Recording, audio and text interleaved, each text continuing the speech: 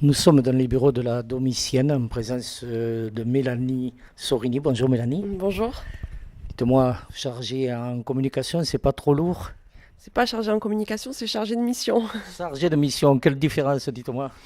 C'est que je ne travaille pas que sur la communication et je ne travaille pas que sur le festival non plus. D'accord. Voilà, plusieurs cordes à mon arc. Très bien. Alors, eh bien, vous l'avez deviné, chers amis auditeurs, Festival Invitation en Domicienne, c'est pas la première année, c'est quelle édition déjà? C'est la neuvième. Neuvième. Neuvième année, oui. Passe vite. Très vite. Dites-moi, dans ce festival, d'année en année, il se bonifie. Je crois nous en avons parlé avec son président, Alain Caralp, hein, qui il tient beaucoup. Il tient énormément à la gratuité. Alors, je vais le répéter en préambule parce que c'est important. Aujourd'hui, les festivals, nous le savons, coûtent cher. Il faut assumer, mais la culture, dit le président Alain Caralp encore, c'est ouvert à tout le monde. Ça ne doit pas avoir de clivage lié à l'argent aussi. Tout à fait, c'est ça. On s'attache à cette gratuité pour permettre cet accès à la culture pour tous. C'est le premier objectif du festival qu'on tente de remplir tous les ans et à laquelle on attache beaucoup d'importance forcément. Donc cette gratuité, on y tient et tout en restant vertueux sur ce principe et en étant précautionneux sur nos choix. Donc des économies, mais un festival de qualité, nous le rappelons. Alors, on va pas faire le détail, bien entendu, mais vous allez nous tracer les grandes lignes. Il y a 4 week-ends, hein, ça démarre le 19 de ce mois-ci, du 19 août, on y est presque, on n'est pas loin, hein, et ça se termine Il se termine le 10 septembre. 10 septembre. Voilà. Donc oui, on a une petite semaine, on peaufine avec une belle ouverture, très rythmée, très envolée, puisque c'est de la salsa avec le groupe Salsaphone, qui est un groupe d'artistes locaux qui viennent pas de très loin, et avec un atelier danse. Alors je rappelle que tous les spectacles, tous les concerts sont sur réservation, puisque nous, ça nous permet de nous organiser. Et en fonction des espaces, malheureusement, on ne peut pas toujours accueillir tout le monde. Notamment pour l'atelier danse, puisque ça va être quelque chose d'un petit peu plus intimiste, mais c'est une grande première sur le festival.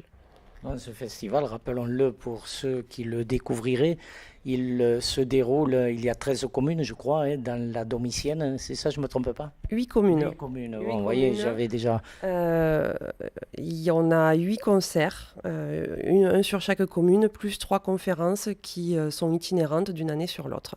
Le principe du festival, c'est que lui-même est itinérant, puisque régulièrement, on implante nos scènes dans de nouveaux lieux. Des lieux de patrimoine, d'histoire, représentatifs de notre territoire, puisque le second objectif du festival, c'est de faire découvrir ce patrimoine ou redécouvrir, parce que parfois, c'est des lieux que l'on a habitude de fréquenter, et pour autant, on ne les connaît pas ou mal. Oui, donc culture d'un côté, patrimoine de l'autre, et enfin, il ne faut pas l'oublier, dans l'économie, il y a le vin, hein, notre terroir, hein, qui a pris une importance considérable aujourd'hui. Le vin du Languedoc, le vin du Biterrois se vend, il est très bon, il est de qualité. Oui, oui, oui. Il fait partie de notre patrimoine de toute façon aussi. C'est la culture du Midi. Et déjà l'année dernière, on avait voulu accentuer. On va régulièrement dans des domaines viticoles, mais on avait voulu marquer un petit peu plus le coup. Et cette année, on va encore plus loin. Puisqu'on voulait essayer de créer une ambiance autour de ce festival. Et ça passe notamment par le partage avec les festivaliers, les moments de rencontre, les temps un peu conviviaux et festifs.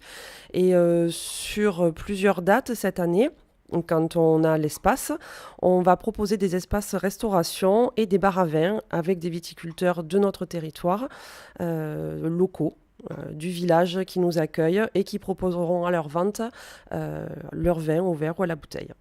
Alors pour ceux qui sont, j'allais dire amateurs, amateurs de vin, amateurs de patrimoine, amateurs de culture, eh bien le festival Invitation à domicile est là.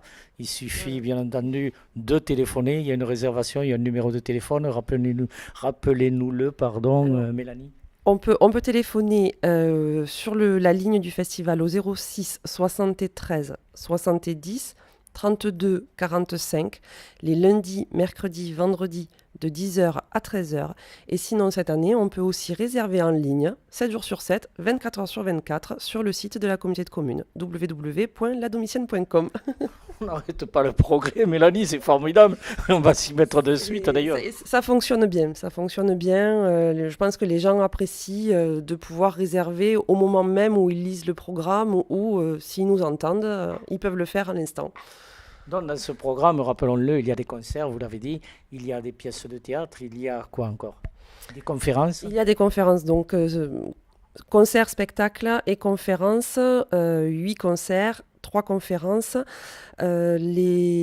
La thématique des conférences, on était sur un triennal qui célébrait les guerres et on avait commencé en 2014 pour marquer le centenaire du début de la Première Guerre mondiale. Ce cycle s'achève cette année, donc nous avons ces 3 dernières conférences sur ce thème de la guerre et de la musique.